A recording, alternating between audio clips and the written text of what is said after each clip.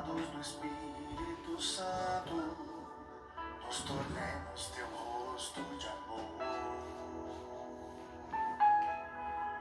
Faz de nossa entrega, Jesus, Um amor que é capaz de salvar, vendo a alegria da fé, sem jamais se cansar de sonhar. Onde foi que te vimos, Senhor, quando fomos a te procurar? No doente, no fraco, Senhor, no sozinho, sem vida e sem lar. Quando foi que te vimos, Senhor, quando fomos a te procurar? No doente, no fraco, Senhor, no sozinho, sem vida e sem lar. Senhor, quando foi que te vimos, quando fomos a te procurar? No doente, no fraco, no sem vida, no sem lar. Quando foi, Jesus, que nós fomos te buscar? Quando foi que nós te encontramos? A devoção ao Sagrado Coração de Jesus tem que nos levar a encontrar Jesus no nosso irmão, sobretudo naquele mais necessitado, naquele que mais precisa de aconchego, aquele que mais precisa de uma mão estendida, naquele que mais precisa de um irmão.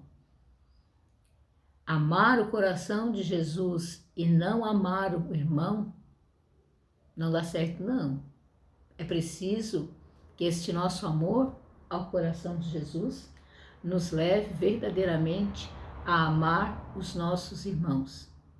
O nosso amor a Jesus tem que nos levar a morrermos a cada dia para nós mesmos e nascermos na vida dos nossos irmãos.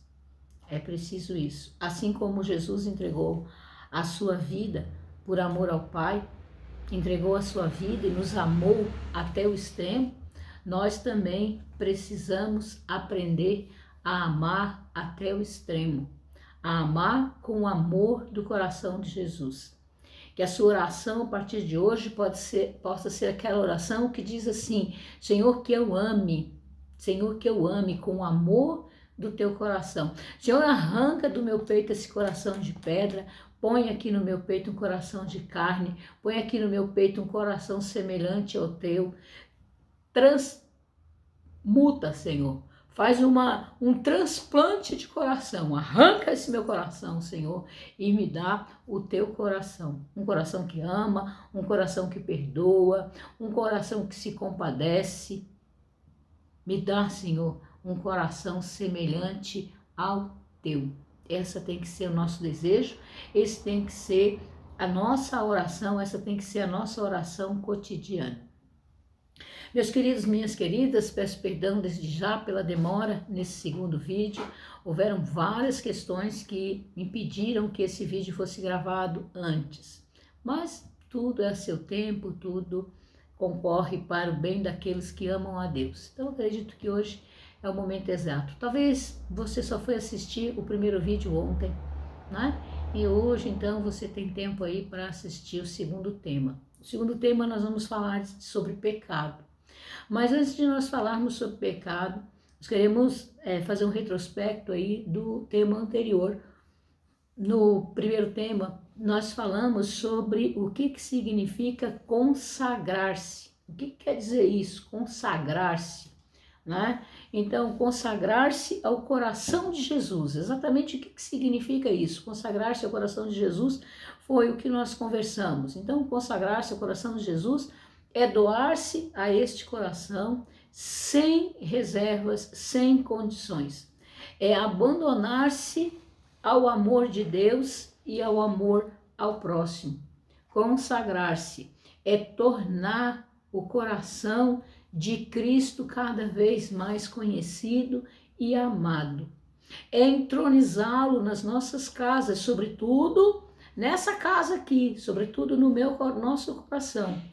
Significa deixar o Senhor reinar no nosso presente, no nosso passado e no nosso futuro. Nós, quando nos consagramos a Jesus, nós nos entregamos verdadeiramente a Ele. Tudo aquilo que nós temos, tudo aquilo que nós somos, tudo aquilo que nós teremos, tudo aquilo que nós seremos. Consagrar-se é a resposta mais adequada ao infinito amor do coração divino de Jesus. Consagrar-se como escravo do coração de Jesus é tornar-se sagrado por Deus. É sagrar a nossa pessoa, mas não só a nossa pessoa, mas tudo aquilo que nós temos. Todas as nossas coisas vão ser empregadas para Jesus, para a expansão do reino, para anúncio do reino. Nós não vamos economizar esforços nem bens, porque todas as nossas coisas passam a pertencer ao coração de Jesus, completamente. Consagrar-se como escravo do coração de Jesus é doar-se a Ele sem reservas, sem colocar condições. É abandono filial ao coração de Jesus. Abandono filial à vontade de Deus para a nossa vida. É começar a viver cada dia como se fosse o único, o definitivo, o último dia de nossas vidas. Uma entrega total e irrestrita. A resposta mais autêntica ao amor de Deus é consagrar-se a Ele. E nisso nós vamos fazer o quê? Nós vamos amar profundamente uns aos outros como Ele nos amou. Para fazer isso, para conseguir fazer essa entrega deste jeito, definitiva, com total assim desprendimento, nós precisamos de duas coisas são muito necessárias. A primeira coisa é a proclamação da nossa fé em Jesus Cristo. É requisito básico para a consagração ter fé. Eu tenho que ter muita fé em Jesus para que eu possa verdadeiramente me consagrar a Ele, me entregar a Ele. Eu preciso acreditar profundamente, mais que acreditar, porque ter fé é mais que acreditar. Significa crer que Jesus é o Verbo encarnado, é o Filho de Deus Pai, que num dado momento da história se encarnou no meio de nós, no seio da Virgem Maria, e viveu em tudo a condição humana. Significa crer no Evangelho de Jesus Cristo, crer na Boa Nova, na mensagem que Ele proclamou no meio de nós. Significa crer nos méritos da paixão, morte e ressurreição de Jesus, de tal modo que dê aquela certeza que nós somos salvos por Ele, de tal maneira de nós sabermos que nós podemos ir ao céu, porque Jesus se encarnou no meio de nós, porque Jesus assumiu a nossa natureza humana, porque Jesus entregou-se inteiramente pela nossa salvação. É crer, é saber que o céu antes estava fechado para nós, por causa da desobediência de Adão e Eva. Mas por causa da obediência de Jesus, o céu foi aberto. É eu querer imitar todas as virtudes do coração de Jesus. Sobretudo, a entrega, o abandono, a obediência, o amor. Ter fé em Jesus é ter fé na Igreja Santa, única, católica, apostólica, romana, fundada pelo próprio Jesus. É crer na força e na presença real de Jesus nos sacramentos. É crer na autoridade do Papa. É obedecer ao Papa. É crer nos dogmas revelados pelo Espírito Santo e proclamados pela Igreja. Ter fé em Jesus Cristo é amar e respeitar os seus mistérios. É guardar no coração as palavras de Jesus.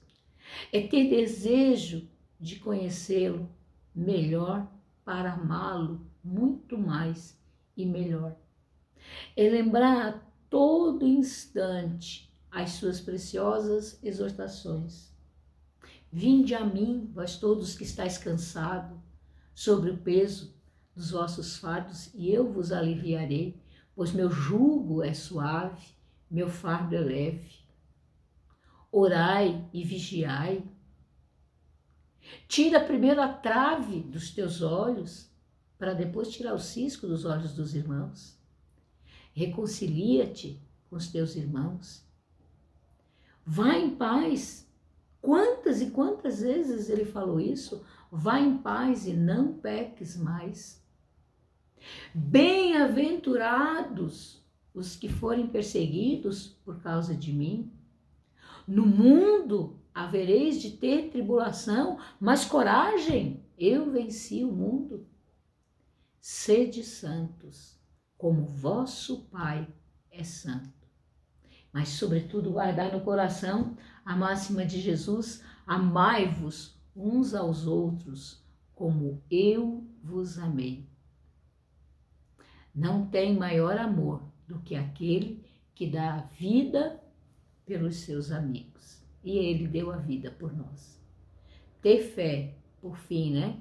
Encerrando aí, ter fé em Jesus Cristo é querer imitá-lo no amor, amando a Deus sobre todas as coisas, amando a nós mesmos e ao próximo, do mesmo jeito que nós amamos a nós, amarmos ao próximo. Amém? A segunda coisa, eu falei que a primeira coisa necessária para essa consagração é ter a fé em Jesus Cristo. A segunda coisa é a renúncia ao pecado. A renúncia ao pecado é a nossa resposta ao amor de Deus. Porém, nós temos que lembrar que Deus, ele nos ama incondicionalmente. Estejamos nós no pecado ou não, estejamos nós no pecado ou na graça, Deus nos ama. Isso é um fato, é verdade. Deus nos ama. Deus ama. Ama. Justos ou injustos, Deus nos ama. E Deus não quer a nossa morte. Então, é o amor dele por nós. Nós não precisamos nem devemos esperar ser livres do pecado para procurarmos ter intimidade com Deus. Por que eu estou dizendo isso? Porque às vezes tem pessoas que, por estarem em pecado, não fazem a consagração ao Sagrado Coração de Jesus. Meu irmão, minha irmã, Deus te quer, é agora, é neste momento. Nesse momento que Ele te chamou, é o momento que Ele te quer. É o momento que Ele quer ter intimidade contigo. Então não importa a situação que você está vivendo. Deus te quer. É preciso que você esteja ao menos disposto a renunciar ao pecado. Mas lembra que a renúncia ao pecado não é uma proteção, não é uma garantia de que você, de que eu, de que nós não cairemos mais em pecado. A renúncia e queda são coisas distintas. Você renuncia, mas a carne é fraca, então pode acontecer de você cair, às vezes naquele mesmo pecado, várias e várias e várias vezes. Muitas pessoas pensam que uma vez que elas estejam consagradas, elas não vão mais pecar, e outras até chegam ao exagero de achar que não podem mais pecar de jeito nenhum, e isso acaba por se tornar um peso sobre elas. Algumas, por pensarem assim, não se consagram, aí não fazem a consagração, por medo de pecar. Elas não fazem a consagração, porque elas acham que uma vez consagradas, elas não poderão mais cair em pecado. Tem um outro grupo de pessoas, que talvez você esteja nessa situação, que a partir do momento que se consagra, talvez agora você esteja aí estudando para fazer sua renovação, Uma vez que ela se consagra, ela sofre e sofre demais, sofrimentos enormes, porque ela se vê caindo nos mesmos pecados. Outras tá que assim, estão se preparando para a consagração, né? Já estão na reta final da consagração, para fazer a consagração, e aí caem em pecados que já tinham confessado e que achavam que porque iam se consagrar não iam mais cair naquele pecado, e aí se veem caindo naquele pecado ali, aí desanimam da consagração, não querem mais fazer a consagração, ou não querem mais renovar a consagração, porque estão sofrendo, porque se veem caindo em pecados que já achavam que tinham banido das suas vidas. Só que não é assim. Tomem muito cuidado, tomem muito cuidado. Muitas vezes é mais uma questão de orgulho que a pessoa tem do que realmente um sofrimento por estar caindo em pecado.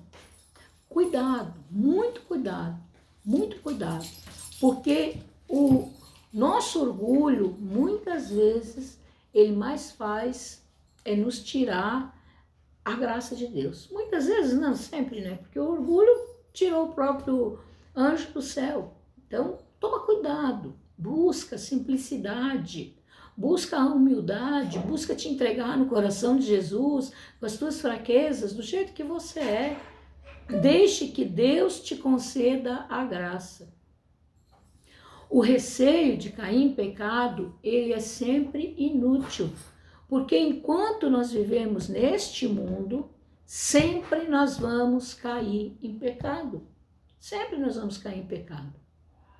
É verdade que a gente não quer pecar e a gente não deve querer pecar, a gente deve desejar e almejar a santidade. Só a graça divina é que consegue nos manter longe do pecado. O nosso esforço em perseverar no bem vai ajudar muito o nosso esforço. Mas sem a graça, sem mim, nada podereis fazer. Nós, enquanto estivermos nesse mundo, nós sempre seremos pecadores. Sempre, sempre, sempre, sempre. Não nos enganemos quanto a isso. Mesmo sem querer pecar, muitas vezes nós cairemos em pecado. O importante é nós fazermos todo o possível, tudo que está no nosso alcance para não pecar, tudo que estiver no nosso alcance para evitar as ocasiões de pecado. Deus que conhece o nosso coração, Deus que sonda as nossas intenções, Deus que prescuta o nosso coração lá no fundo, Ele irá aos poucos nos curando dos nossos pecados mais graves, pela intercessão da Virgem Santíssima. Não tenha dúvida disso, não tenha dúvida disso. Quanto ao sofrimento pelo pecado cometido, o próprio sofrimento, ele já é um sinal do nosso arrependimento. Significa que nós temos consciência de ter magoado a Deus, aquele que mais nos ama. Então, nós precisamos, ao contrário, ter ânimo nessas situações e saber que Deus sempre perdoa o pecador que está sinceramente arrependido. Então, é preciso que nós contemos sempre com a misericórdia de Deus e busquemos a confissão, o mais rápido possível buscar a confissão. Deus é um Pai pródigo, um Pai cheio de amor, e Ele sempre derrama com abundância o seu amor sobre nós.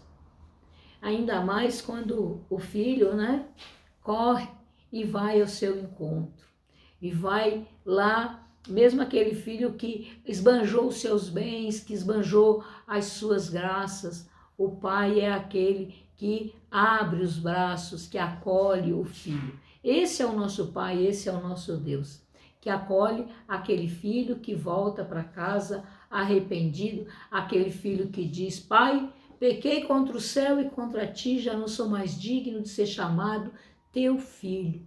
Trata-me como a um destes teus empregados. O Pai, então, é aquele que põe o anel nos dedos, põe a sandália nos pés, veste a melhor túnica, bata o novilho cevado e festeja com aquele pecador arrependido. O nosso Pai é um Pai amoroso, lembra sempre disso. Você consagrado, você que está aí querendo renovar a sua consagração, você que está fazendo a sua consagração pela primeira vez, saiba que muitas vezes você vai pecar, mesmo sendo consagrado. Mas lembre-se, não esqueça, você tem um Pai misericordioso. Quando isso acontecer, corra de volta, confesse seu pecado, confesse e reconcilie-se com esse Deus tão amoroso. Meus queridos, outro ponto que agora acerca do pecado que eu gostaria de levar em consideração com vocês dentro dessa temática da consagração é a tentação. A tentação. A tentação, ela é como um passarinho que fica voando ao redor aqui da nossa cabeça, volta, roda aqui. Nós não podemos deixar esse passarinho fazer ninho na nossa cabeça. O ninho são esses pensamentos ruins, esses sonhos estranhos que eles ficam jogando na nossa cabeça, as conversas nem sempre saudáveis que nós temos. Nós não podemos permitir que eles façam ninhos na nossa cabeça, esses passarinhos. O ninho que eles querem fazer são as raízes que querem criar dentro da nossa imaginação. Santa Teresa d'Ávila já vai dizer que a imaginação é a louca da casa. Então não deixe que esses passarinhos perniciosos que comem toda a semente boa plantada no nosso coração, não deixe que ele faça um ninho na sua cabeça, crie raízes na sua imaginação. Não dê atenção à tentação de diminuir muitas vezes a gravidade do seu pecado. É muito comum a pessoa já de caminhada começar a justificar as suas más ações. Não estou falando de justificar na hora da confissão, não. Eu estou falando de justificar a sua própria consciência.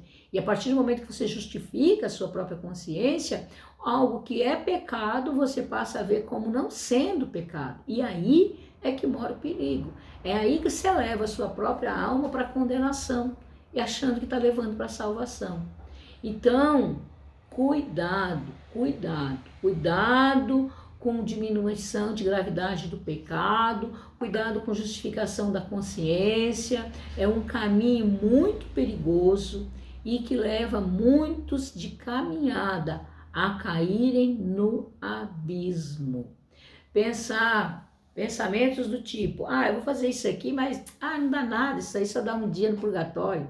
Não, isso aqui não dá nada não, isso aqui é confesso. Isso aqui lá no ato penitencial da missa tá liberado. São pecados graves pensar dessa maneira. Por quê? Porque isso tudo vai fazendo com que a sua alma se perca. Vai endurecendo, vai esfriando o seu amor com Deus, vai te distanciando de Deus, vai te distanciando do coração de Jesus. E quando você vê, você já está na perdição. Um consagrado perdido, totalmente afastado de Deus. É insensato pensar desta maneira, insensato. Se nós queremos realmente o perdão de Deus, se nós queremos caminhar na graça, nós buscamos não cometer pecados, ainda que veniais.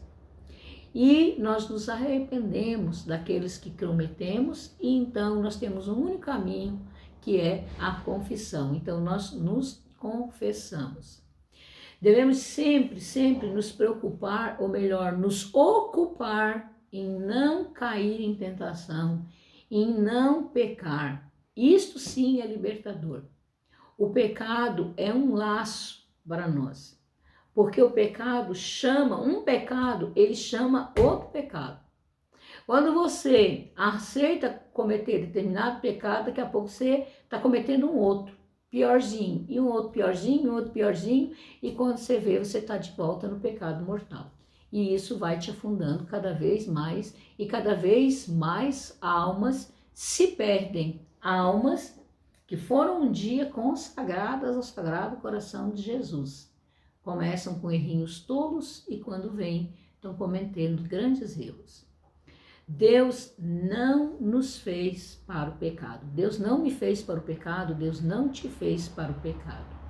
Sempre que nós nos depararmos com uma tentação, seja uma imagem da TV, seja uma imagem numa revista, um texto num jornal, uma conversa inútil, fútil, sabe? Uma coisa que está ali, você pega e depois você não devolve para o dono, uma murmuração, um juízo temerário, não importa a gravidade do pecado. Sempre que você cometer, lembre-se, Deus não me fez para o pecado. Deus me fez para ser santa. O pecado me aprisiona. Deus me fez livre. Por que eu estou falando tanto de tentação? Enquanto nós estamos no campo da tentação, nós não estamos no pecado. Nós só passamos a pecar no momento que nós permitimos que essa tentação crie raízes, faça seu ninho, crie raízes em nós, e aí nós então consentimos, ainda que em pensamento, com aquele ato pecaminoso contrário à vontade de Deus. Se nós não queremos pecar, fujamos da tentação, fujamos das ocasiões de pecado. Se você quer ser livre do pecado mortal, fuja da tentação. Se você quer ser livre do pecado venial, fuja da tentação. Quando alguém for tentado, jamais deve dizer, estou sendo tentado por Deus, porque Deus não pode ser tentado pelo mal, e a ninguém Deus tenta. Cada um, porém, é tentado pela própria cobiça, sendo arrastado e seduzido. Então a cobiça, tendo engravidado, dá a luz ao pecado, e o pecado, após ter sido consumado, gera a morte. Tiago, capítulo 1, versículos 13 ao 15. O pecado, a cobiça, tendo engravidado, dá a luz ao pecado, e o pecado, após ter se consumado, gera a morte. Mas então, o que é verdadeiramente o pecado? O pecado, ele é uma falta contra a razão, a consciência reta, é uma falta ao amor verdadeiro para com Deus e para com o próximo, por causa de um apego perverso aos bens. Fere a natureza do homem e ofende a solidariedade humana. Foi definido como uma palavra, um ato, um desejo contrário à lei eterna estabelecida por Deus. O Catecismo da Igreja Católica, no número 1850, vai dizer assim: o pecado é ofensa a Deus. Pai, pequei contra ti somente. Pratiquei o que é mal aos vossos olhos. Salmo 51:6. O pecado, ele levanta-se contra o amor de Deus por nós e desvia de Deus os nossos corações.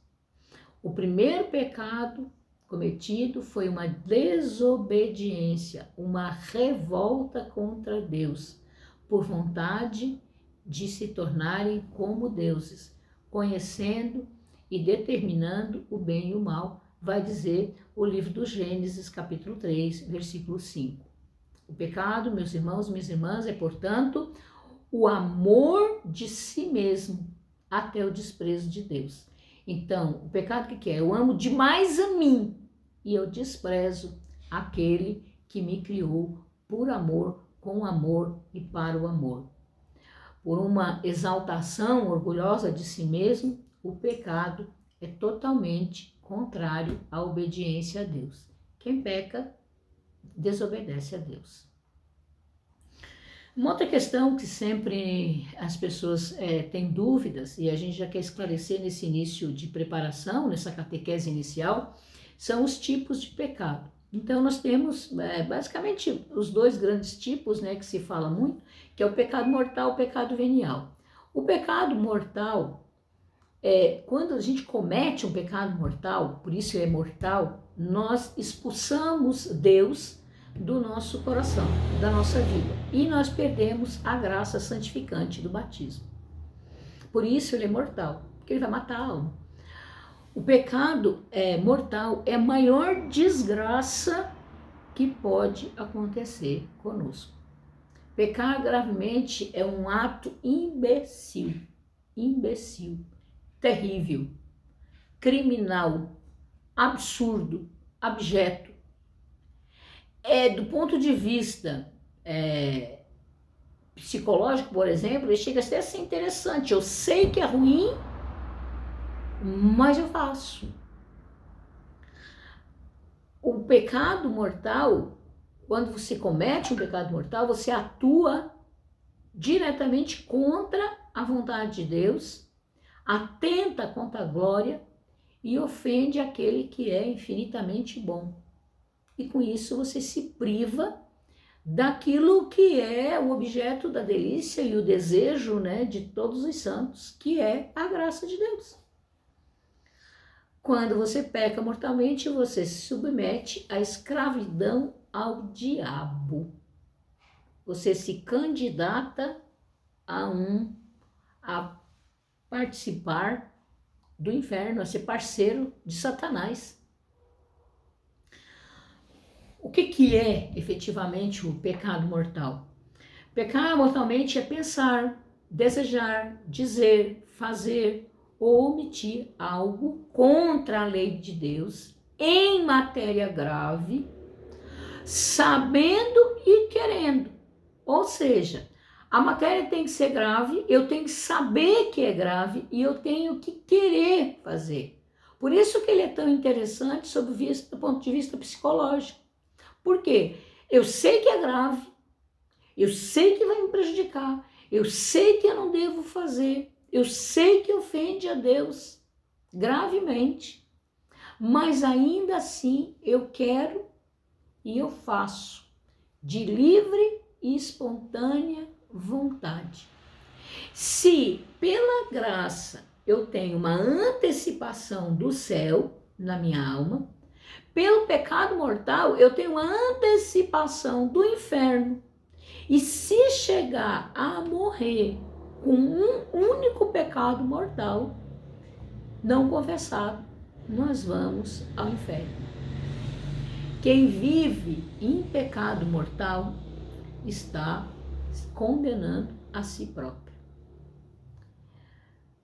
Na João, capítulo 8, versículo 34, vai dizer assim: quem comete pecado é escravo. 2 Pedro 2,19, cada um é escravo daquele que o domina. Aquele que comete pecado é do diabo. 1 João 3,8. Nós precisamos nos desenredar da rede de Satanás para deixarmos de sermos cativos dele. O pecado, então, grave, contra a matéria grave, sabendo-se que é grave, cometendo ele por livre vontade,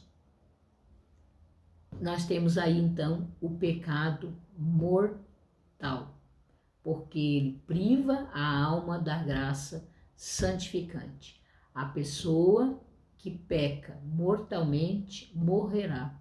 Ezequiel 18:20, o pecado, a pessoa que peca morrerá.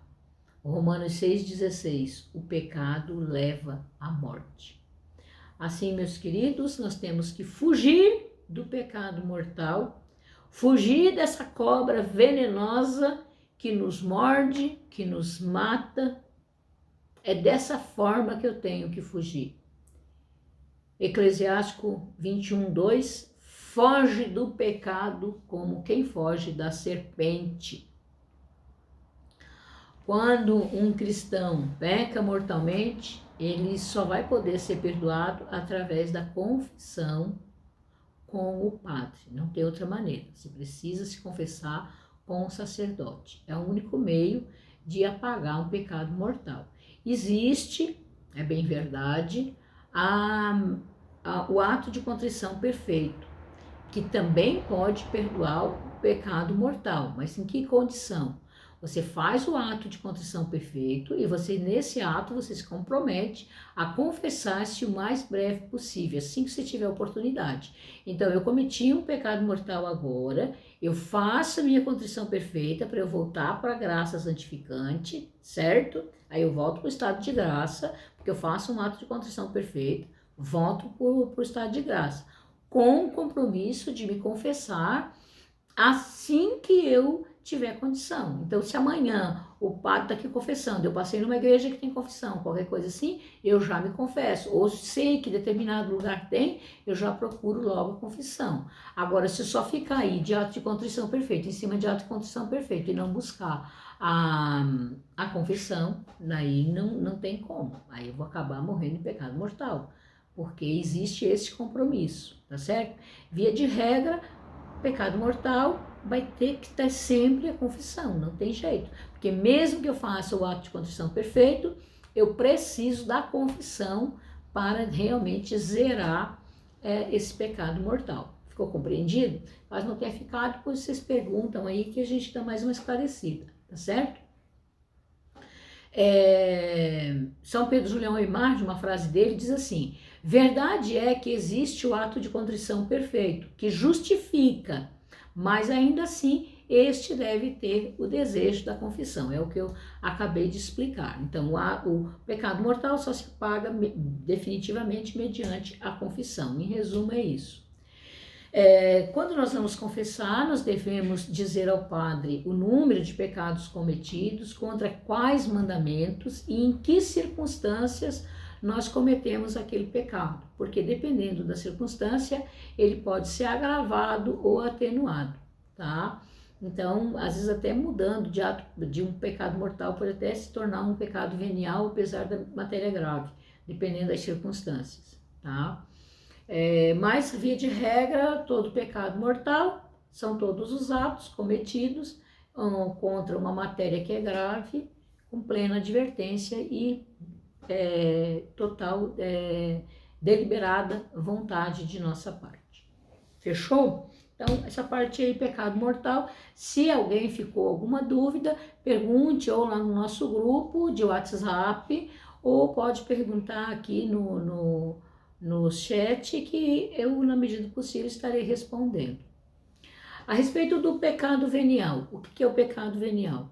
O pecado venial é um pecado leve. Esse pecado, ele não priva a alma da graça de Deus, nem vai nos condenar ao inferno, mas ele impede a nossa perfeição e a caminhada da alma para Deus, porque ele pode levar ao vício e dessa maneira acaba por levar à escravidão, tá? Leva muitas vezes ao relaxamento da consciência, um enfraquecimento do amor a Deus, tá? E consequentemente vai gerando outros pecados. Se eu não lutar contra eles, os pecados veniais vão aumentando, até tornar-se pecados mortais. Pecado venial, do mesmo jeito que o mortal, é pensar, fazer, dizer, desejar ou omitir algo contra a lei de Deus, só que daí no caso do pecado venial, em matéria leve, e o pecado mortal em matéria grave. O tipo do pecado venial, ele é essencialmente bem distinto do mortal. Você consegue normalmente assim identificar bem, tá? O pecado mortal, lembrando, tem a pena dele, a condenação ao inferno, tá certo? Eternamente, enquanto que o pecado venial, ele não impede a nossa entrada no céu, porém, ele pode nos deixar alguns milhares de anos no purgatório. Lembro daquela, não sei se era uma vizinha, não recordo direito, de Santa Teresinha do Menino Jesus, que Nossa Senhora revelou que ela passaria toda a eternidade dela no purgatório. Acho que nenhum de vocês, nem eu, quero passar a minha eternidade no purgatório. Eu sei que eu vou ter que passar por lá, certamente, mas espero que seja por um breve tempo. Tá certo? Muitas vezes, volto a repetir, não se acomodem no pecado venial, porque muitas vezes ele é a porta de entrada para o pecado mortal, tá? Então, muito cuidado, tá certo? Enquanto que o pecado mortal precisa necessariamente da confissão para que ele seja realmente zerado, o pecado venial não. O pecado venial vocês têm várias oportunidades para o perdão desse pecado. Por exemplo, quando você participa da Santa Missa no momento do ato penitencial, quando você participa da celebração da palavra, no momento em que você comunga, tá certo? Isso vai estar no direito canônico, né? Que a comunhão, ela elimina os pecados veniais. O ato de contrição perfeito também vai aliviar nessa questão dos pecados veniais, tá certo? Um arrependimento sincero, acrescentado de piedosas ações que podem ser orações espirituais, atos de caridade, uma boa obra, uma esmola, a aspersão com a água benta, o sinal da cruz, né? Tudo isso pode aliviar a questão dos pecados veniais. Os pecados veniais são aqueles que cometemos muitas vezes sem saber direito que são pecados, né? Às vezes a gente nem sabe direito que é pecado, então a gente não tem conhecimento, então acaba por se tornar um pecado venial. Por exemplo, uma mulher que fez uma esterectomia porque ela não queria mais ter filhos, certo? Então, ela faz a esterectomia. A princípio seria, se ela fez voluntariamente, ela seria um pecado mortal. Porém, se ela não tem conhecimento de que é pecado, ele se tornou um pecado venial.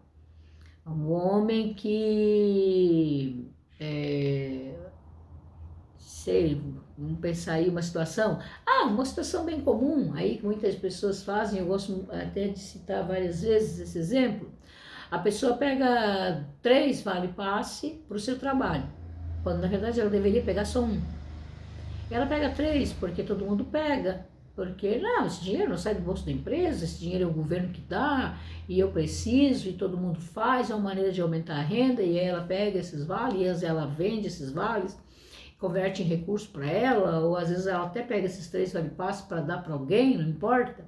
Fato é que ela está cometendo roubo. Entende? É um pecado mortal. Só que ela não tem consciência de que ela está cometendo roubo. Muitas vezes eu vejo esse tipo de pecado, a pessoa sem consciência, em vários tipos de situação, ela está cometendo roubo, mas sem consciência de que ela está cometendo roubo. Então ele se torna um pecado venial, mas a partir do momento que eu sei, ele é pecado mortal. Um outro pecado, que também muita gente comete sem saber, todas as sextas-feiras são de abstinência de carne, certo? Quantas pessoas o fazem? E aí você pode me dizer assim, não, mas a CNBB, ela outorga para nós que nós podemos, em vez de fazer abstinência de carne, nós podemos fazer abstinência de qualquer outro alimento ou substituir por um ato de caridade. Eu volto à minha pergunta, e quem é que faz? Poucos sabem, poucos fazem. Só que eu peco contra o 4º mandamento, se não me engano, o 4º mandamento da igreja que fala sobre abstinência, é o 3º ou é o 4º, né, que vai falar sobre isso. Eu vou estar pecando mortalmente. Se eu tenho consciência e eu não faço, eu estou em pecado. Agora, se eu não tenho consciência de que é um pecado, aí ele já não é mortal, ele já passa a ser pecado venial. Tá entendido? Então, essa é a diferenciação que eu preciso fazer. Então, repetindo, né, relembrando, eu sou purificado do meu pecado venial sempre durante o ato penitencial da Santa Missa, né, o termo mais apropriado é purificado, no ato penitencial da Santa Missa, ali todos os pecados veniais, né, são purificados. Sempre que eu comungo a Santíssima Eucaristia, tá certo? Na celebração da palavra, ou fora da missa, num rito fora da missa, também eu tenho esse perdão, tá ok? Ou ainda no ato de contrição perfeito. O pecado venial é, portanto, toda falta cometida por ignorância, falta de discernimento, falta de conhecimento da palavra, tá certo? Porém, ainda que ele não seja algo assim, não pareça, né, algo muito grave, eu não posso deixar de lutar contra o pecado venial, porque eu não posso consentir em levar uma vida cristã medíocre, porque o pecado venial, ele acaba por não me deixar chegar à santidade que Deus quer e deseja para mim. Se eu morrer em pecado venial, eu vou parar no purgatório. E se você quer ir para o céu, você não pode ter nem pecado venial, então você precisa lutar. Quanto mais pecados veniais, mais tempo de purgatório. Quanto menos, menos tempo. Tá certo? Vamos para mais para frente um pouquinho. Ainda que eu gostaria de citar para vocês ainda aqui os pecados capitais. Quais são os pecados capitais? São a soberba, a avareza, a inveja, a ira, a luxúria, a gula e a preguiça. São 7 os pecados capitais, está registrado no Catecismo da Igreja Católica, número 1866. Os pecados são chamados de capitais porque eles são a origem dos demais pecados e de todos os vícios. E nós precisamos, se quisermos levar uma vida virtuosa, nós precisamos lutar contra todos esses pecados. Se eu quero viver bem, a minha consagração ao Sagrado Coração de Jesus, se eu quero realmente me aprofundar, tornar amigo íntimo de Jesus, eu preciso lutar contra esses pecados capitais, converter tudo isso em virtude, lutar contra a soberba, a avareza, a inveja, a ira, a luxúria, a gula e a preguiça. Ainda há também os pecados contra o Espírito Santo. Aquele, porém, que blasfemar contra o Espírito Santo jamais será perdoado, é culpado de pecado eterno. Isso nós vamos ver nos 3 evangelhos sinóticos, Marcos, Mateus e Lucas, todos os 3 vão citar esta palavra de Jesus. Aquele, porém, que blasfemar contra o Espírito Santo jamais será perdoado e é culpado de pecado eterno. Ainda há também, nós precisamos citar aqui para vocês, a título, né, só vou citar mesmo, depois vocês podem dar uma pesquisada a respeito, que são os pecados que clamam ao céu. Gênesis 4:10, o homicídio voluntário. Gênesis 18:20 e 19:13, os pecados dos sodomitas. Êxodo 3:7, a opressão do pobre. O lamento do estrangeiro, da viúva e do órfão.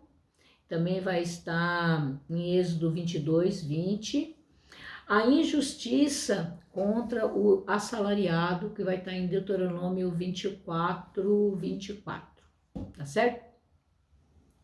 Ainda existe a responsabilidade, eu quero que vocês prestem atenção bem nisso, tá? Porque é uma coisa que também pouco se fala, a responsabilidade de quem coopera no pecado dos outros. O pecado, ele é um ato pessoal, porém eu tenho responsabilidade no pecado cometido por outras pessoas quando eu coopero com o pecado do outro. Por exemplo, participando deles direta ou indiretamente, quando eu mando, aconselho, louvo ou aprovo o pecado de uma pessoa. Por exemplo, a pessoa é casada e aí ela é traída pelo marido, eu vou lá e dou conselho, te separa mesmo, porque ele não merece você. Não pode, a pessoa é casada na igreja, não é isso que prega a nossa igreja, não é isso que Jesus diz. E se eu vou lá e dou um conselho contrário à fé, eu estou, de certa forma, participando, cooperando com o pecado daquela pessoa. Se eu aconselho um aborto, eu estou pecando contra a vida. Pecado mortal gravíssimo, gravíssimo, gravíssimo. Entende? Então, se eu faço isso, eu estou participando do pecado do outro. Tá? Então, responsabilidade quando eu coopero com o pecado do outro. Também quando eu não revelo ou não impeço. Eu sei que a pessoa está tomando um caminho da perdição e eu não impeço aquilo ali e eu não, por exemplo, eu sei que uma pessoa ela comete pedofilia, por exemplo. Tá? Ela comete pedofilia. E aí eu tô sabendo daquela situação e aquela pessoa vai ser catequista aqui na igreja, vai trabalhar com as crianças e eu não falo pro padre aquela situação. Gravíssimo, né? Nesse caso aí, eu tenho que falar, eu preciso falar. Existem casos em que eu preciso denunciar, né? Então eu preciso falar, então eu preciso impedir a que aquele pecado aconteça. Se aquele pecado vier a acontecer, e eu estava sabendo, eu tenho culpa nele, tá certo? Também eu tenho parcela de culpa quando eu coopero com o pecado da outra pessoa, protegendo aquela pessoa que fez o mal. Amém? Então isso era o que eu tinha para nós falarmos hoje a respeito de pecado. Eu vou passar lá no grupo depois um roteirinho para que vocês possam fazer uma boa confissão, como que deve ser esse roteirinho. Acho que vocês já deveriam procurar desde já, tá certo? Já procurar fazer uma prévia, né? Uma primeira confissão, amém? O que eu faço, né? Que é uma dúvida, também uma pergunta de muitas pessoas, o que eu faço se eu não posso me confessar? Existem situações em que você não pode se confessar. O que eu faço nesses casos? Bom, quando eu não posso confessar, eu devo sempre buscar fazer um ato de contrição e sempre buscar me entregar na misericórdia do coração de Jesus. Me entregar, pedir para Ele a graça de que eu não morra em pecado, né? Desejar realmente que as promessas de Jesus se cumpram na minha vida, especialmente a 7ª promessa que Ele tem para os devotos do Sagrado Coração de Jesus, que diz: os pecadores encontrarão em meu coração fonte inesgotável de misericórdia. Amém? No nosso próximo encontro, nós vamos falar de vida de oração, que é tão necessária para nós vivermos bem a nossa consagração. Até lá, aguardo vocês. Espero que esse vídeo tenha sido útil, né? Esse nosso segundo tema tenha sido útil para você, possa lhe ajudar nesse caminho, tá certo? Dá um like aí, curte, coloca a sua opinião, deixa um recadinho pra gente. Até o nosso próximo encontro.